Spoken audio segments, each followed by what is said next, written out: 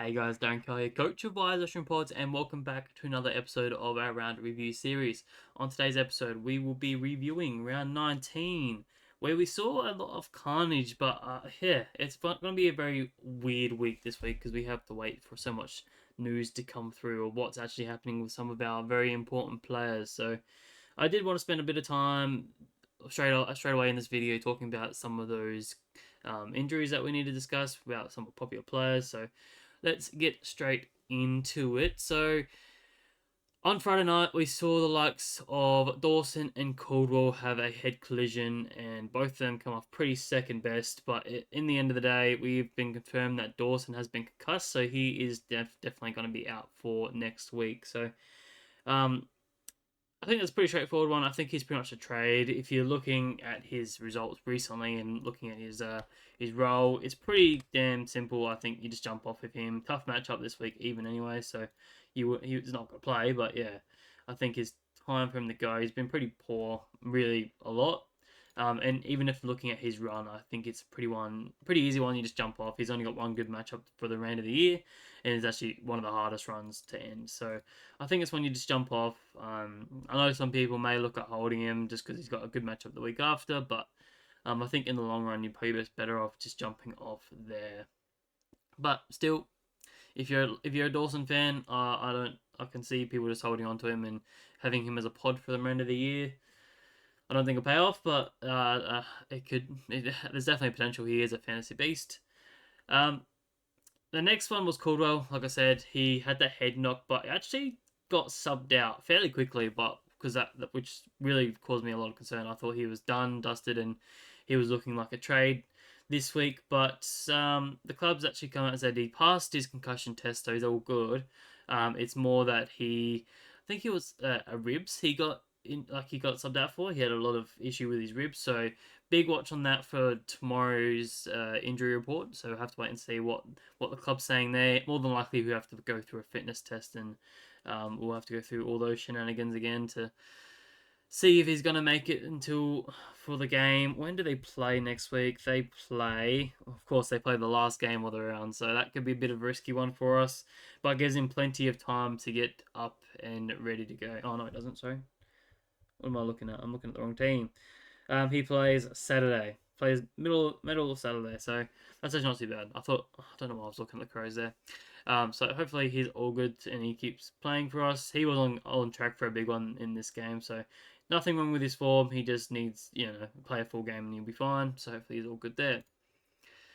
Another one that we need to discuss is my boy Nank. He got concussed in the game against Port Adelaide. Really disappointing because it was a really good matchup for him, and yeah, just really wasn't producing. And to top it off, he got concussed, so he is out for this week and is probably a must trade, or probably more of a must trade than any of the others. Just given that we have so little lack of cover in the ruck scenario, so he's just an easy one that I need to trade out. And for anyone that jumped on him, he needs to jump off too. It's one that really hurts, especially one like myself, 4% owned. Yeah, you never want to have someone that's slowly owned and get a forced trade like that. But the ruck roulette continues for me this year. That's just is what it is. Another one that we need to discuss was Luke Jackson. So where is he? He didn't play out the game with a bit of a corked calf. I originally thought it was a knee because they had ice like in that sort of area, but they've just said it's a corked calf. So more than likely, I think he might be okay. If he is okay, then obviously it's just a hold. They played West Coast Eagles, so that should actually be quite a fruitful matchup for him, especially with this heavy forward structure he is playing at the moment. Because looking at he only had 13 hit outs, so he's playing a lot more forward than he is rucking. So yeah, that should be quite a good matchup for him. Hopefully, he is all good for those that bought into him a couple of weeks ago. But eventually, he will be one that you want to trade out, I would think. Another one of the ones that recently happened, well, a lot of us recently brought in was Rosie. He's had a bit of a hip complaint. Only played 70% game time. Obviously, I don't know if he got subbed out. I think he just got taken out of the game, just quietly, just because he has this hip complaint. So hopefully he's all good to go. It seemed like they managed him quite well in this game, just to give him enough rest. So again, watch the team news and the injury report coming out tomorrow. Hopefully, it's just okay. He needs to prove a test, and he's good to go. He does play on Friday night, so we should know quite early with that one. Fingers crossed he just gets up and continues playing because yeah, he's in some ripping form and yeah, still super cheap for what we paid for him and what he's producing. So hopefully he's all good. And finally, the one that probably isn't super fantasy relevant is Salem. It's probably more for guys like me who have Trent Rivers.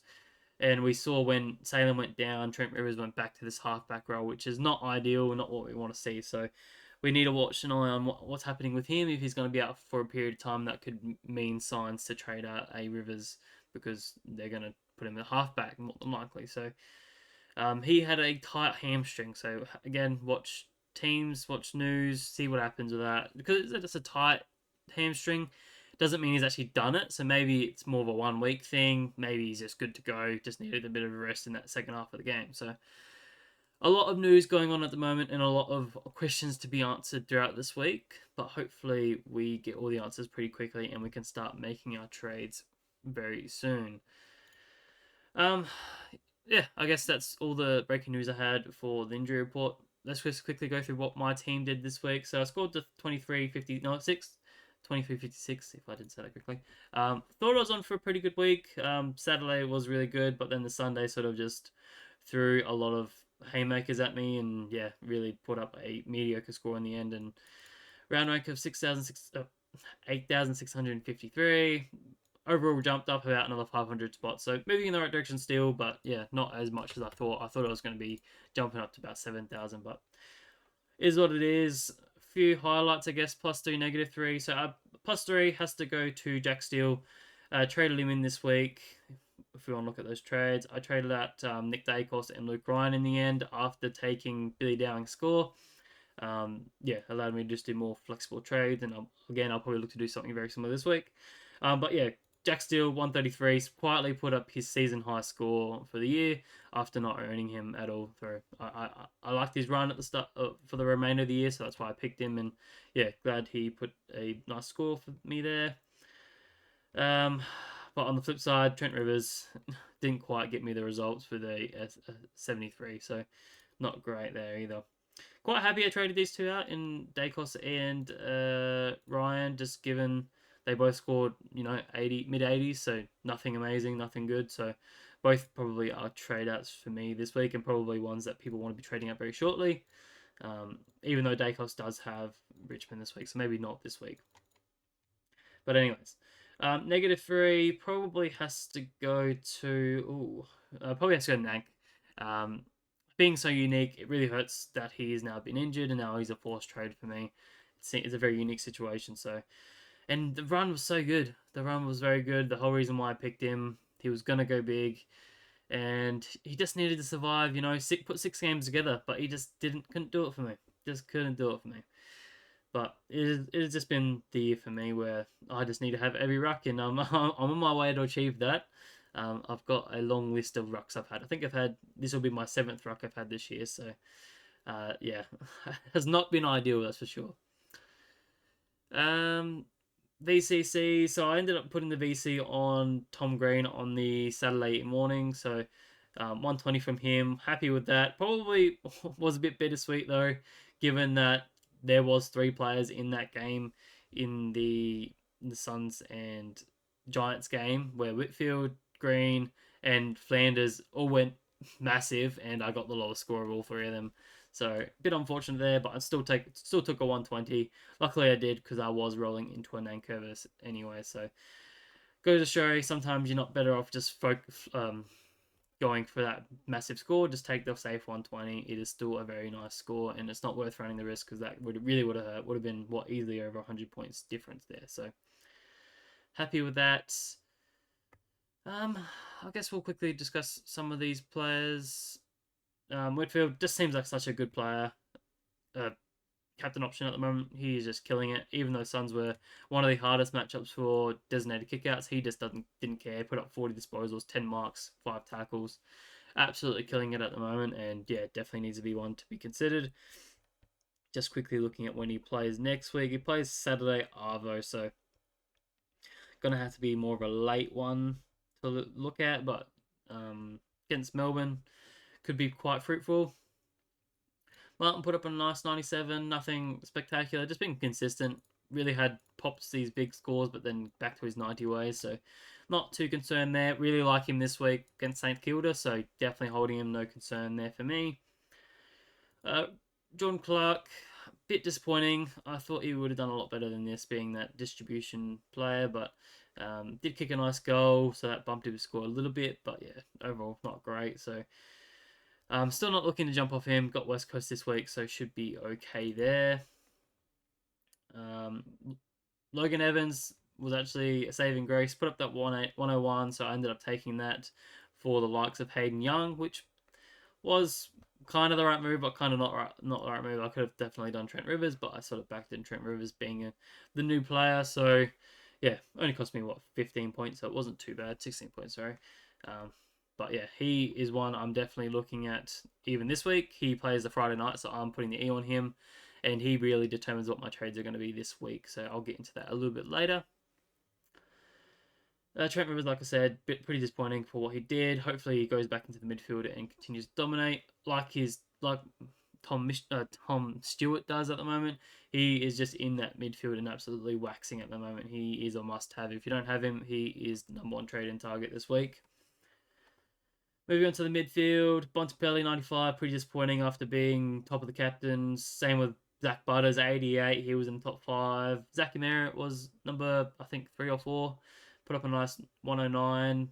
Would have been a tough call whether you take that or not for those that did have the VC on him. Hopefully you did, unless you went into like a Whitfield or something like that.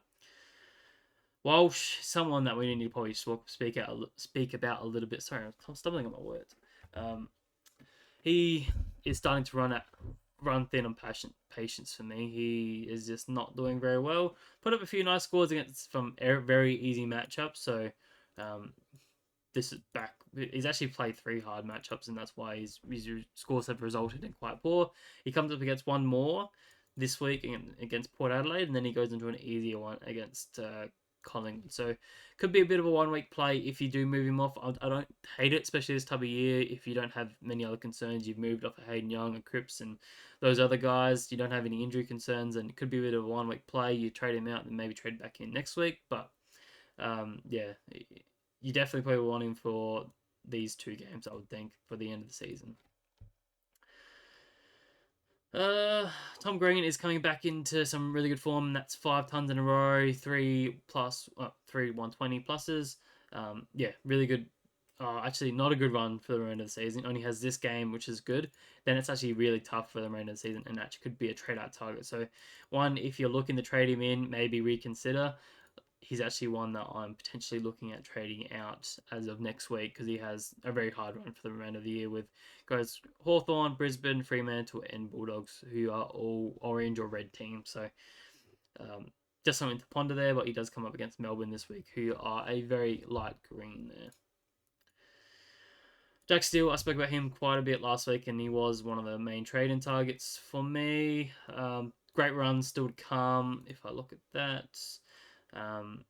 Essendon this week, Brisbane next week, which is tougher, but then goes Richmond and Geelong back to back, and then finish off with Carlton. So one of the best runs for the remainder of the season, probably just behind North and Gold Coast, is one that's also popped up fairly recently.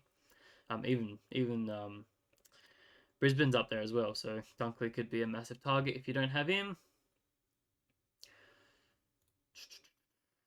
Rosie, we spoke about him a little bit. If he's all good to go, then I still like him as a trade-in if you don't have him. But again, probably not the best run for the remainder of the season. Yeah, 2 tough ones to come in, Carlton and Sydney. So maybe hold off.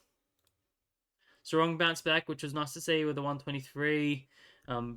Repaid a little bit of faith. First time he's gone over a ton for me since I bought him in back in round 14. So good to see him back in form, and hopefully he's good to go. I can already see, I don't even have to look at the people who traded him out last week are instantly trading him back in this week because he's got the Eagles, and that's probably one of the reasons I mainly held him, is that he actually has a very decent run for these next 3. It's just back him in with those. And sneakily, they dropped, what's his name, Matthew Johnson, who was taking up a few CBAs, so it allowed still wrong to go back in the midfield a little bit more and be a bit more relied on in that three of the centre. So he did pop up for a few more marks, so he jumped up to 4 marks. So really good. Could have been also that Melbourne are just shit. So hopefully he can again go back to back against the Eagles. Spoke about Nankervis. Tim English, probably disappointing for what the matchup was. Did have the 41 hit outs. I did think he actually won the hit out percentage. I actually probably didn't check that. Did he win the hit outs against these blokes? Surely he did. Yes, he actually won. Oh, if you count one of them. If you don't count both of them, yeah, he won. So I think it's the first time he's actually won the hit out stat against a ruckman for the entire season. So it should have been probably a massive score, but just didn't quite capitalise. 116, you're probably still taking that. It does come up against Grundy this week, so it is a tough matchup, and then comes up against Max as well. It's not the greatest one. If you're looking for a ruckman, if you're looking to jump off an Nankervis, probably English isn't the one I'd jump onto. I think there's a few other guys you'd look at, like an Exeri and a Marshall beforehand. The forwards, pretty up and down again. So we had a 137 from Flanders. Just showed that he still got it, even in a tougher matchup. I wasn't really expecting that one. He had 43 disposals, 7 marks, 2 tackles, couple free kicks, 4. I think he can go. So yeah, he just scores it in any which way he wants. He just, don't really need to talk about these probably 4 guys here realistically. They're just ones you want to hold. Dan Zorko jumped up for a pretty nice one, 131. Tougher matchup again. Heaney, after his suspension, really just didn't look like he cared too much, honestly. He looked like there was really no Brownlow, no care, no factor. Just didn't really want to be there. It was a tough matchup, so I'll give him the benefit of doubt. Nothing wrong with his role. He still had plenty of CBAs, I thought. Let's have a quick look. Yeah, still number 1 CBA at 84%, so there's no issue there, even with the likes of Parker back in. Parker's played only 24%. Time in the midfield, so no issues there. So I'm holding him. Simpkin, pretty disappointing as well with a 61. I'm not trading him out though. He's got one of the best runs, so these next 3 should be very fruitful. The role is still there, so he should be all good. He still had 23 disposals, so still really good. Pretty much what he's been doing for the last 3-4 weeks. Just didn't really get a lot of those marks or tackles that we've been accustomed to seeing for the last couple of weeks, and didn't kick any goals either. So it was just a tough matchup. I think these next 3 weeks he'll be fine. So I wouldn't be jumping at shadows there. Still a pretty good target in my eyes. And finally, Billy Dowling probably came to the rescue for a lot of us that were still relying on a rookie on the field. He came home strong in that last 4th quarter and got the Crows home pretty much. So big watch there. But I think that sort of does it for my team. Trucking along, just doing a few nice things. Like as you can see in my trades, just taking the game on, just jumping off these really highly owned players and jumping onto a few more unique players, which does hurt but does help at the same time. So if only Trent Rivers came off, then I'd be really, really happy this week. But let's go through all the games and discuss some important players. So Friday night we saw Crows beat Essendon by 2 points in a massive upset. Definitely didn't pick this one, but Crows are finding some good form. Hopefully not too good because they play in my Hawthorn this week at Adelaide Oval, so it's going to be a tough matchup. But we saw Langford top score for Essendon with a 117.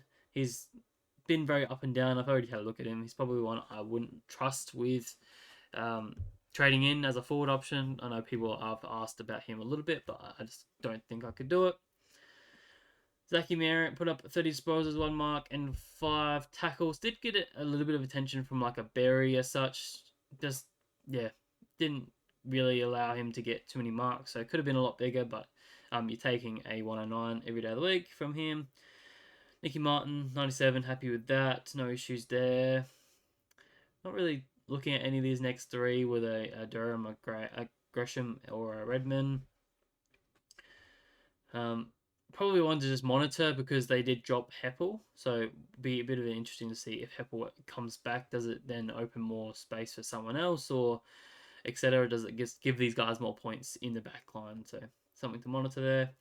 Caldwell already spoke about with his injury. He was on track for a pretty decent one. Only had the 63% time on ground and scored an 86, so he would have definitely turned up. So no issues there either.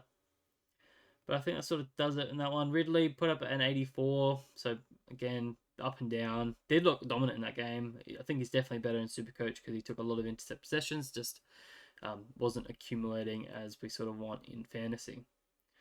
Shields, anyone that jumped on Shields, put up a 74, so that's 75, sorry. Pretty probably pretty disappointing, but for the price you paid for him, you're not too upset by that. Hopefully he was your M9 or whatever it is, your looping player, so it wouldn't have hurt you too badly. You would have been able to see what he scored and been able to not take it anyway. So there's that. On to the Crows. We've got an interesting one here in Ben Keys. Kicked 5 goals, 22 disposals, 2 marks, 8 tackles, and he came home like a steam train in this game. And I can already tell a lot of people are probably trading him in. Just from the stats that I looked at, he obviously top scored for the game, and his last couple of weeks have been really massive. I think his last month of footy has been really positive. So he's gone 99, 79, 110, and 129 in his last 4, which some of them have been pretty tough matchups as well. So you got to take that. The thing that probably gives me the most confidence with the likes of Dawson moving out of that midfield, especially for this week being concussed and them changing a few things, because, yeah, he actually had a 50-point last quarter in that game where they did throw him a few CBAs. So he actually was the top CBA receiver at Crows for that final term. So pretty much their midfield mix was Berry, Bond, and Keys in that final term. So even with the likes of Dawson and Laird was still out there, but Dawson was concussed, obviously. They opted not to run Taylor, who was running through there quite significantly as well. So, yeah, very odd. And hopefully, for those that are probably taking the leap of faith and hoping that he runs in there a bit more, that he stays in that midfield. Because we have seen massive bursts of high scoring, and he does have that fantasy game that he can go on these 110 sort of runs when he does have the midfield role. So, yeah, just look at these percentages. Laid down to 53. Dawson, obviously, that 47 with that injury. You saw Berry being the mainstay midfielder. Then you had Zach Taylor, the first-year player. I think it was his second game or third game, whatever it was, 61%. And then you had Keys. First time he's actually received some CBAs this year was 16. He received 6 in the final term, where he put up a 50-point quarter with 10 disposals, 5 tackles, and a goal as well. So definitely one you could consider. He's priced at 500k. 700k. My bad. Tougher matchup this week. Then he's got Cats, so it's not the greatest run. It's actually, like I said, for the other boys in Dawson and Laird, it's actually one of the toughest runs for the remainder of the season. So it's going to be a bit of a risky play. Could I do it? Probably not. I don't think I'm quite there just yet, but I can see other people doing it for sure. That role change could be definitely quite juicy.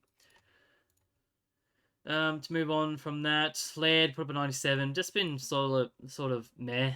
He's there but not there. I just don't know what he's doing with his role. I don't know what the Crows are doing really with anything at the moment. Their midfield mix is just a bloody shambles. And if we even get an inkling of what's actually happening next year with who's going to be the mainstay guys and who's going to get an actual run of it, these guys could all be very cheap. And a Dawson, a Laird, a Keys. Who knows that's going to run through there, so I won't speculate too much.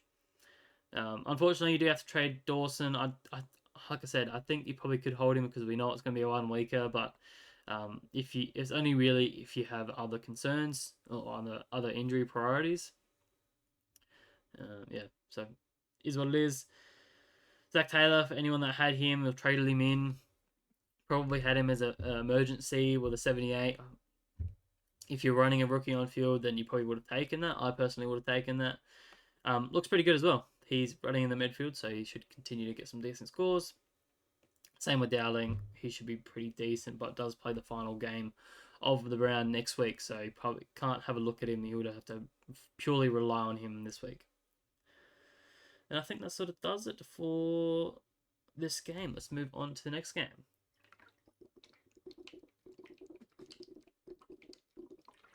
Alrighty, so we saw GWS beat the Suns by, 39 points.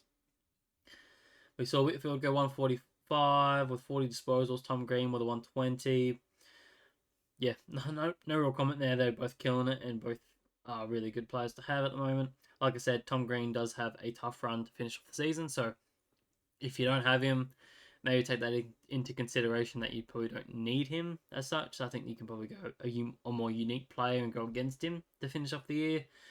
But if you just want to cover him off and, then I don't see it working out too badly.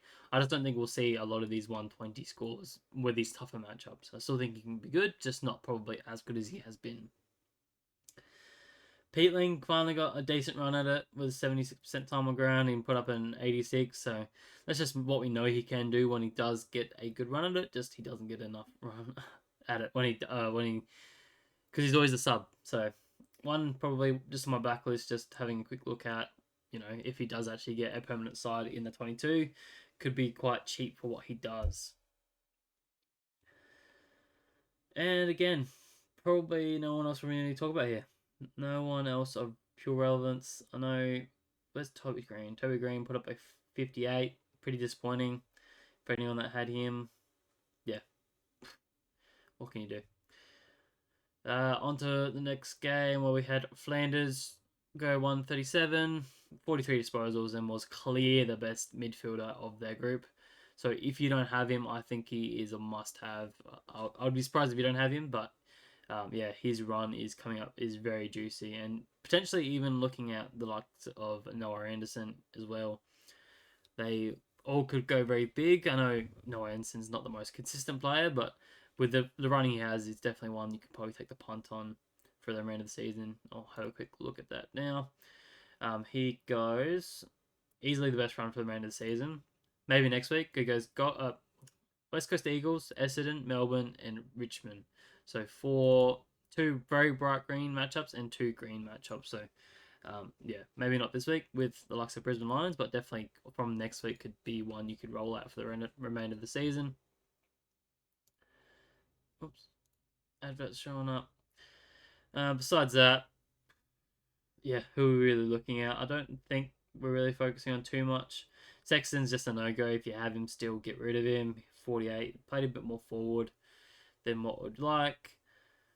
Yeah, I just don't like any of these players. Well, obviously, a lot of them scored below 90 this week just because they got dominated quite heavily.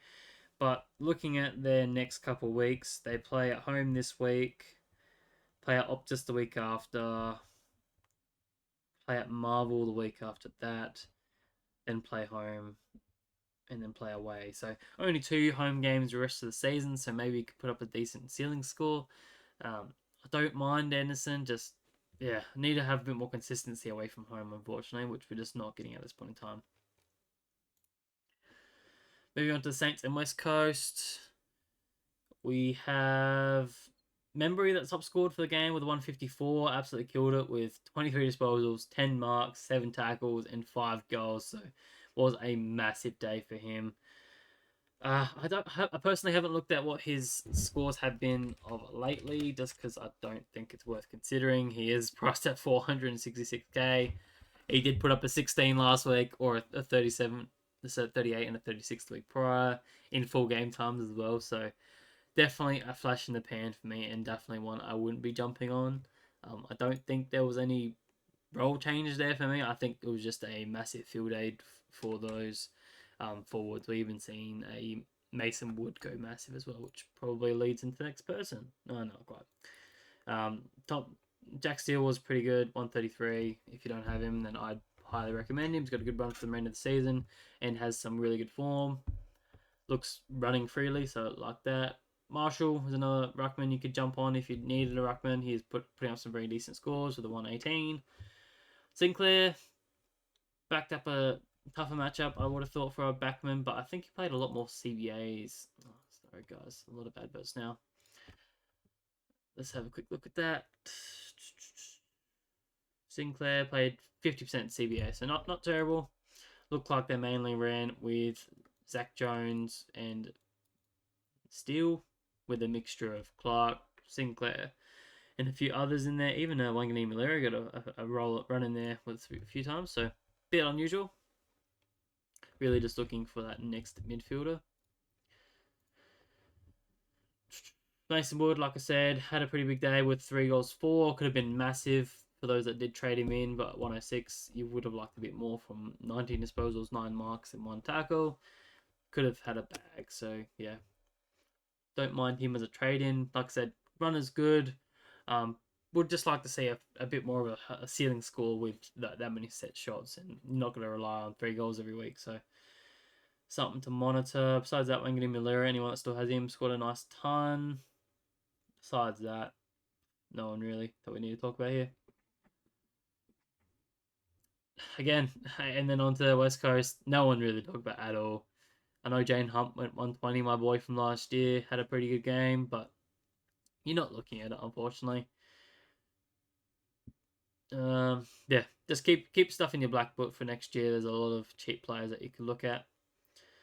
So we'll move on to the next game. Hawthorn, where my Hawthorn boys got up against the Pies in a big way.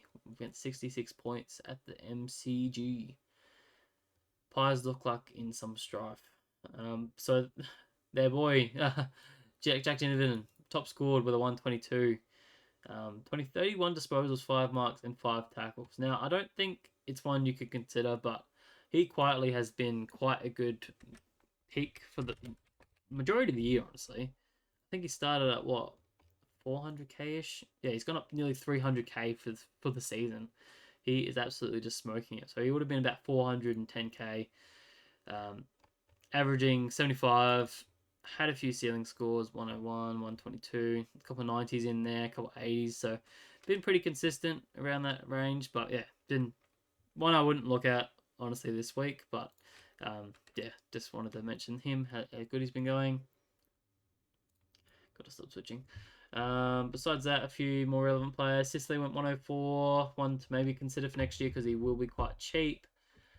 Day 98, probably not want to look at him anymore. Dylan Moore put up a nice 92 with 27 disposals, 4 marks, 3 tackles. Didn't hit the scoreboard unfortunately, so would have thought he would have in a where they did kick a fair few goals, that he would have been one of them, but just wasn't his day. So a bit unlucky there for owners. Still think he's a great trade-in target. He probably is definitely part of that top 6 for the remainder of the season. Besides that, really no one else to really talk about. And A1's not really done the job anymore, and that's about it. Meek, for anyone that did take the punt on him a couple weeks ago, he did put up a 59, which is fairly disappointing. And probably just goes to show that all the riskier ruckmen that we were looking at during that week really haven't paid off. I think they all went 70 or below this week. So, yeah, sometimes it's better just to pay out for the ruckman. Let's just say that.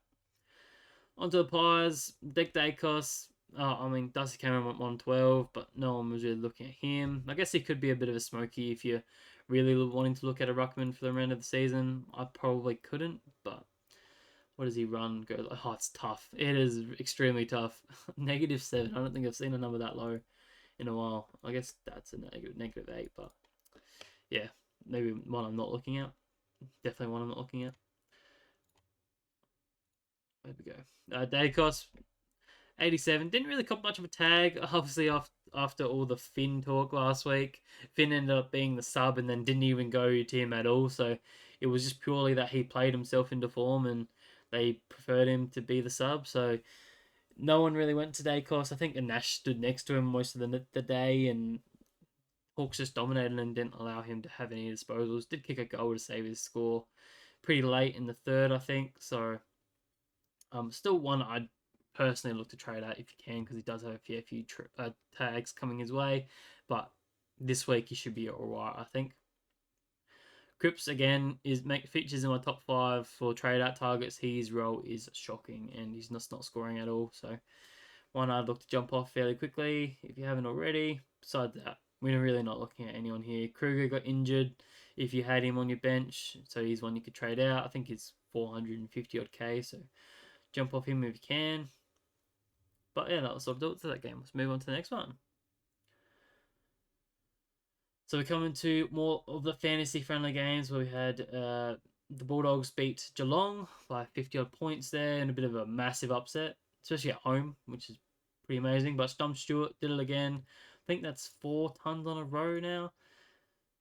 Yeah, 4 pretty big tons. So 105, 125, 113, and 125 again. So really good from him. He is just absolutely killing it at the moment.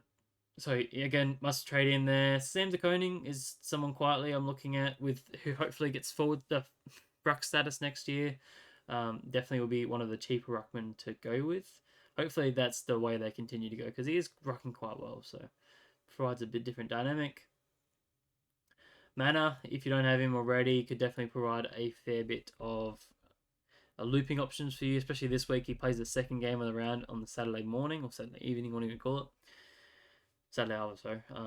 So you could definitely one you could look at looping first, straight off the bat. Same with Evans. Dangerfield, not really looking at. Holmes put up an 83, slowly dropping a few more lower scores, but then puts up a decent sitting one. Probably one I'd look to jump off now. I think there's a few other guys, especially if you don't have a Stewart, then one I'd jump on there. Myers put up a stinky 52, which is fairly disappointing. Didn't kick any goals, which probably not surprising because not many of them did. So hopefully you're probably looking at holding him. They come against North this week, so it could definitely bounce back quite heavily. So one I'd probably look to hold there. And Humphreys, if you want to trade him out, you probably could use the money if you really needed to. And Dempsey, probably one that really hurt. I know a few people that had him as F6 with just how good he's been, but at the end of the day, rookies are rookies, man. They're going to drop these low scores at some stage, and there it was with a 30. So definitely trade him out if you can and get to that next best midfielder you can. Oh, sorry, forward.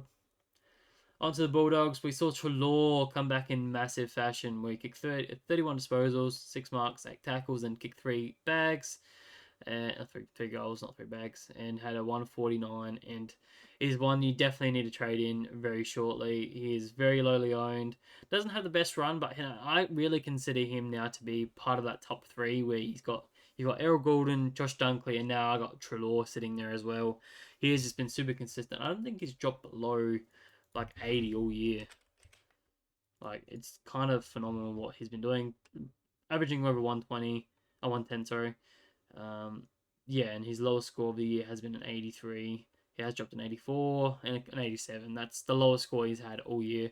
So even though the run isn't great, he's just going to be a consistent worker for you. Can pop these big ceiling scores. So probably one I just look to jump on. He is still at 4% owned, which is ridiculous to think. Not paying a super premium for him either. You'd think you'd be paying over $1 million for a player that has done, that is averaging over 110, but yeah. So I think he's a good trading target. Richards put up a 131. He's just a bit of a flash in the pan. He does that a fair bit. I don't think the CVAs were there as much. Maybe a little bit, but not like massively like we've seen. Yeah, 32%. So nothing too major that I'd probably look to jump on him. I think his scores are very up and down. English, like I said, 116, probably a little bit disappointing for the matchup, but you take it. Bontempelli, 95, again, very disappointing for the matchup. Just didn't really convert in front of goal, kicked 2 behinds, but yeah, didn't really take as many marks as you would expect in a game that they sort of dominated.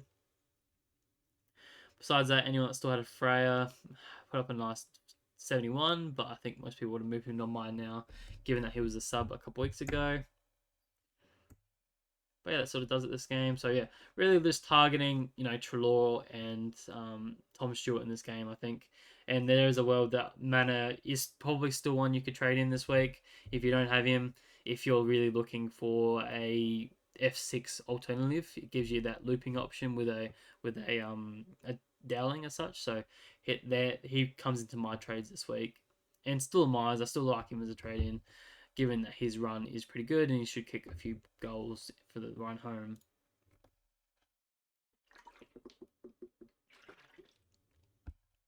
Alright, then we come into Port and Richmond. So really we're looking at Port here, where Evans top scored for the fantasy relevant players with 101. He's just been killing it since he's come onto the scene as a rookie. Shame he didn't come in early on in the season because he would have been a nice one to have, but he's still providing very nice scores for the back end of the season. Rosie, just a flat 100. Pretty happy with that. Scored the 2 goals, 24 disposals. Nothing too major. Just didn't really get on top. Low time on ground with 70%, so not great there. Like I said, he did have a bit of a hip complaint, so hopefully he's all good to go for next week. But this definitely left a lot to be desired in this game against this very easy matchup. And Butters was extremely disappointing with an 88 there. Don't really know what really happened with this. What's going on here? Just go away. I thought Butters played a bit more forward from memory.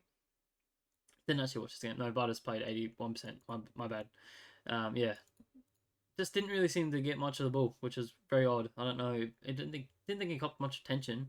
I think it's just one of those games where he just went unsighted. Wasn't really needed. They were already quite beating them quite easily. So yeah, just didn't really feel the need to step up. Besides that, no one else really talk about. Still like both of them as trade-in targets. If you don't have either of them, I think their run's pretty decent. I would have thought.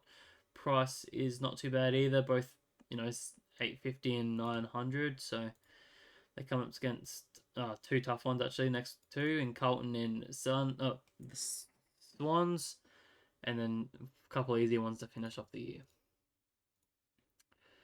And then on to Richmond. The only real one that you want to mention here is Nankervis, who is injured. So trade him out. Pretty simple, I would have thought. Pretty simple there. Just scanning through the names here. No one else you need to mention here. Taranto should be back next week. Maybe you could look at him, but his run's pretty tough. All right, finishing off the last three games here real quick. So we saw Brisbane upset the Swans by 2 points. Zorko went 131. Really happy with him again. Should have him by now. If you don't, jump on. He's got St Kilda in the next couple of weeks, so that could be one you definitely want to target. Neil copped a lot of attention in this game. Just really, I think it was Taylor Adams that ran with him, so that was a very unlike tag that we didn't really expect. James Jordan really hasn't been doing many tags, so maybe we'll take him off the list of what to expect from him. But yeah, a 69 from Neil was definitely dismal. Same with Dunkley, a 61 when he didn't cop any attention. It was just one of those days where their midfielders just got absolutely dominated. Couldn't find the ball at all, so just cop it on the chin. But just a bit of a warning sign. Dunkley did this a lot to me last year, where the final sort of 6 to 8 weeks, he just went sort of meh. He did drop a lot of 60s and sort of some 80s, so maybe one to just monitor for the remainder of the season. Just maybe he's just having a bit of a low patch as he has shown previously. But then on to the likes of Golden. He just doesn't care about the matchup, honestly. He is just such a fantasy freak, and if you don't have him, you just need to have him, unfortunately. Of course, I don't have him. 27 disposals, 7 marks, and 4 tackles. Kicked a nice goal as well for 113. While it's not the biggest score, this is a really tough matchup, and he just did not care. And he's just one of the easiest guys to throw a VC out or something like that, because he just doesn't get tagged. I don't know why no teams tag him. Maybe it's just because they can't tag him because he's just too quick and too athletic. But yeah, he's just untaggable at the moment, and probably is one of the only ones that I would deem untaggable at this point in time. Besides that, we spoke about Heaney. Pretty disappointing with a 78 there, back from his suspension. Again, tough matchup, so didn't cop any attention, I thought, from Micah Berry, but just couldn't get around it. Zero care factor, I think, from him, so bit of a watch for the next couple of weeks. Grundy put up a 74. That's pretty disappointing for those that maybe have brought him in for a max a couple of weeks ago. Again, tougher matchup, so he should bounce back this week. And I think that sort of does it for this week, for this game. Just looking at some scores here. Yeah, Parker didn't really show anything, so I'm not really looking at him. Adams, I wouldn't trust him. I know he scored 79, but nothing too impressive. I think we have plenty of other players that have the better ceiling and more consistency than that. But onto Fremantle and Melbourne, where Freo got the points by 50 points there. Sarong, we spoke about him already with the 123. Bounced back quite heavily. Brayshaw with the 140, 41 disposals with the 120, so you would be happy with that if you had both of those boys. Young with an 89, pretty disappointing. Probably would have expected a bit more. Just really not getting many tackles at all. Like 3 marks, 1 tackle. That's pretty dismal. You want a lot more than that, especially for a big body midfielder like he is. The defender boys and Clark and Ryan, both pretty disappointing with 23 and 24 touches each.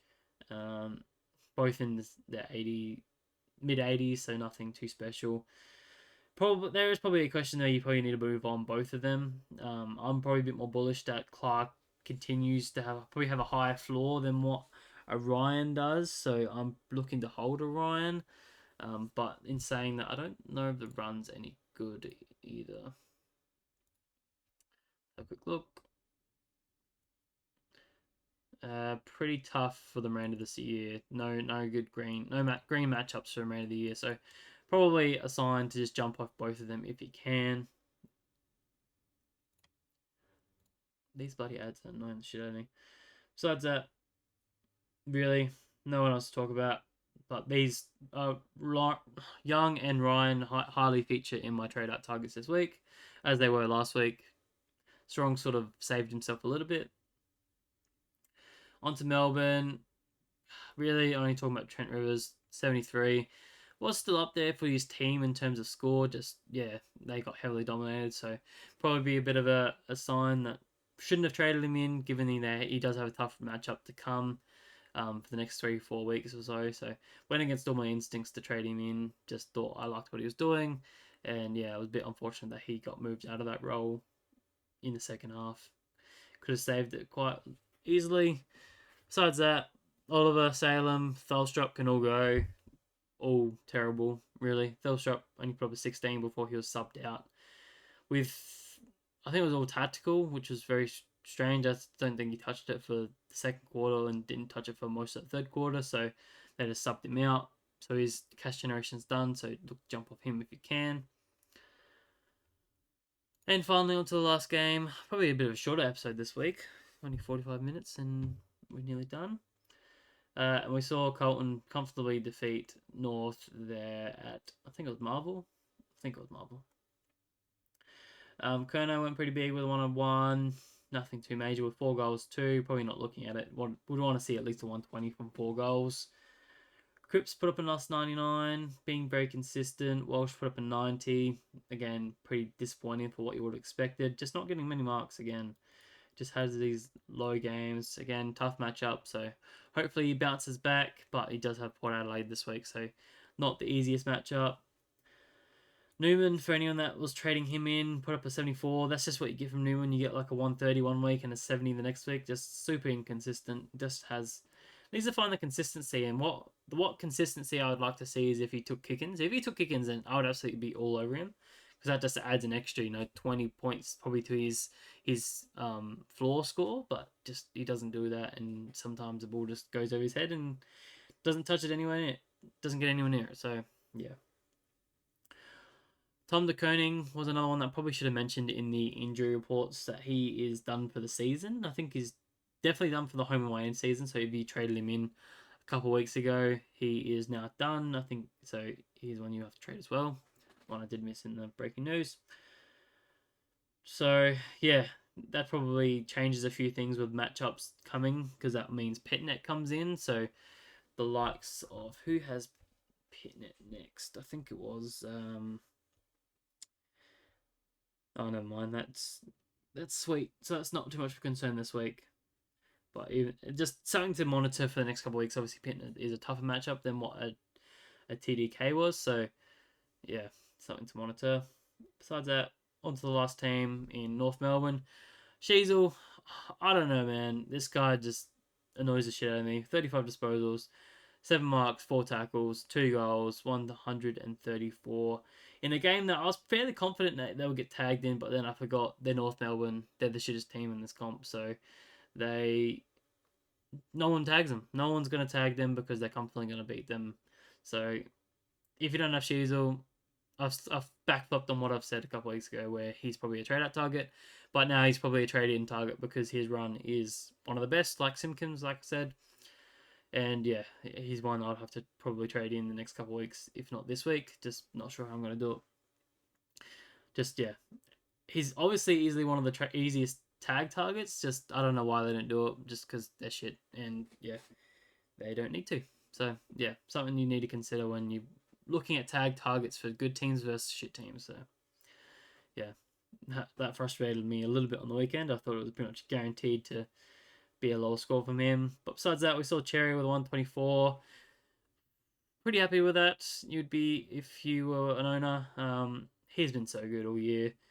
Just absolutely thirsty for the ball. 43 disposals, 10 tackles, a couple free kicks against, which is pretty disappointing. But yeah, he is one that probably comes in my team this year because it's just the fantasy gods. They want me to have him. They've they've made me trade all my other ruckmen out. So he's the only one I haven't really had yet. So he's the one I'm going to have to get in this week.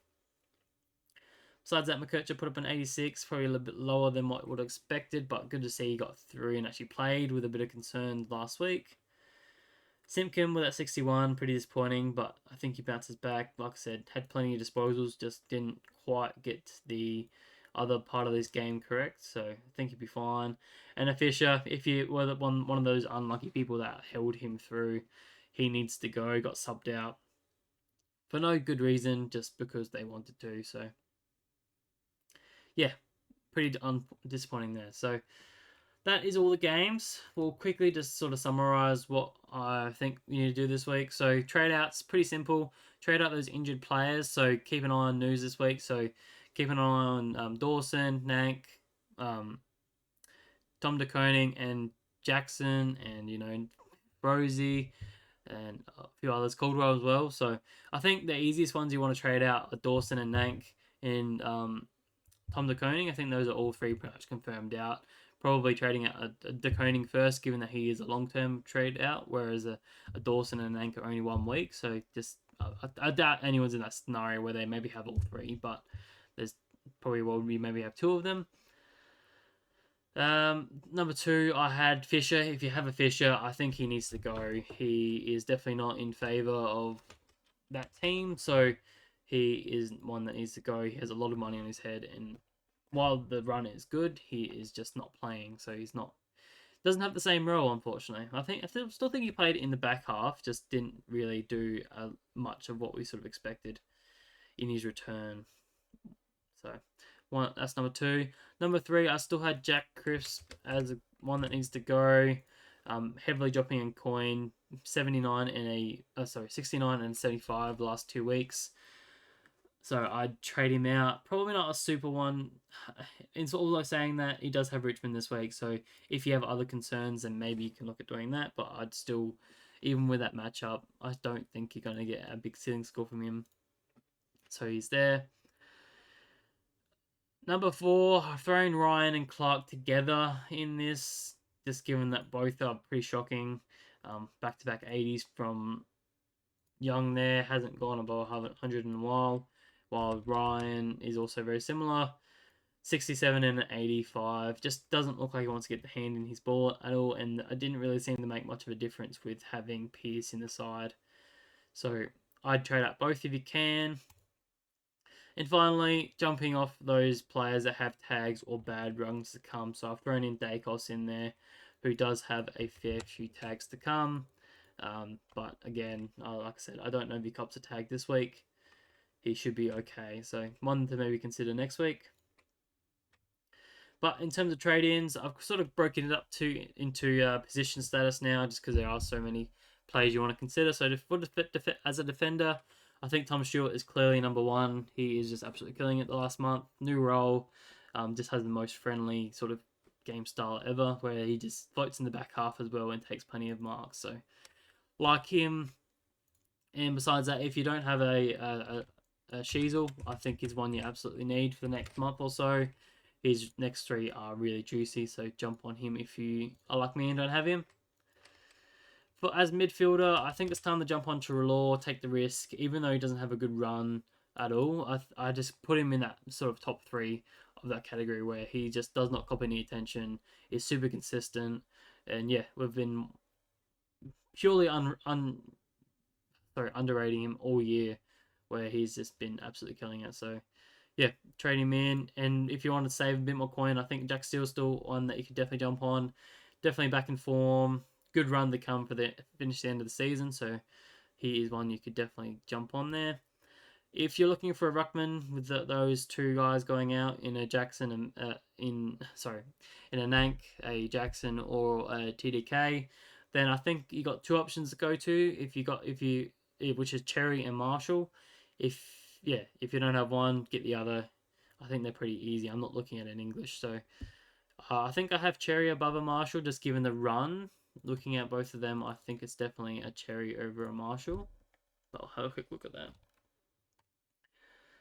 So Cherry, actually one of the easiest runs to home. So he's got Geelong this week, Bright Green, Richmond, who's going to have Nank back, should be back unless he's been held off. Then yeah, quite easy matchups to finish off. Besides that, it was a Marshall, who's St Kilda, has two hard ones coming up against Essendon and Brisbane. So yeah, definitely would be a Cherry for me if you have the option.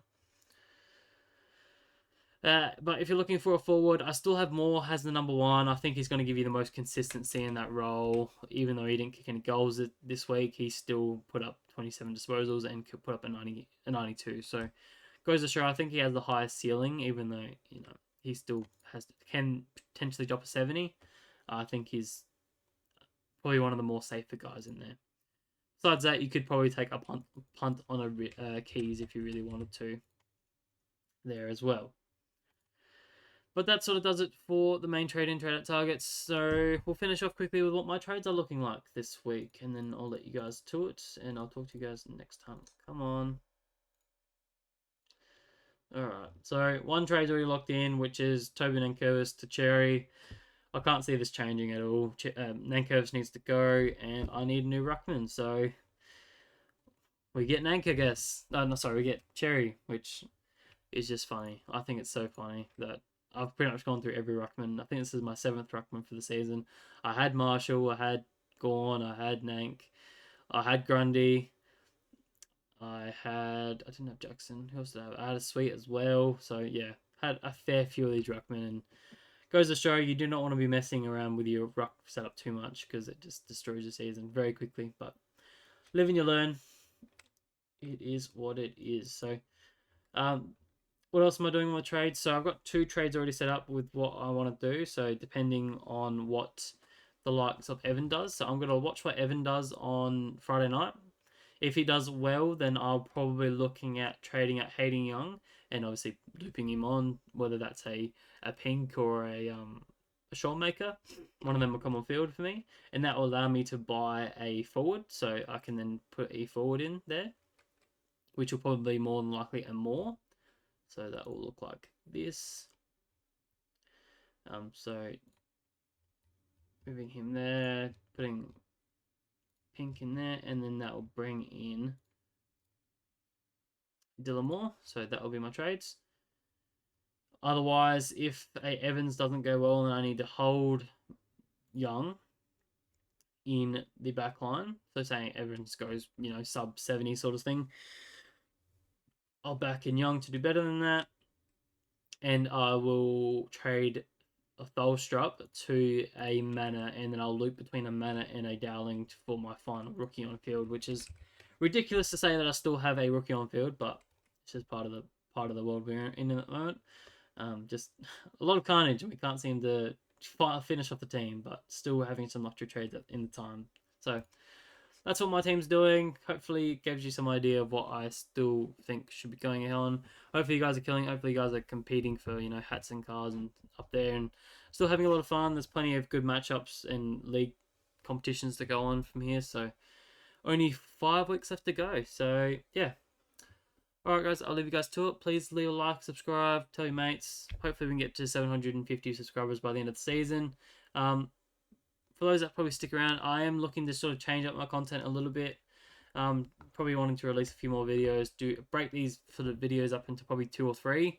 So where I'll probably break it up into where I'll go through the teams. I'll go through my own team results and a few other things just separately. So I think it just probably brings a few more subscribers to this channel where there's more videos, and rather than just sitting through this is a hour-long video. So, but yeah, that's just a general channel update, I guess, if you want to say that.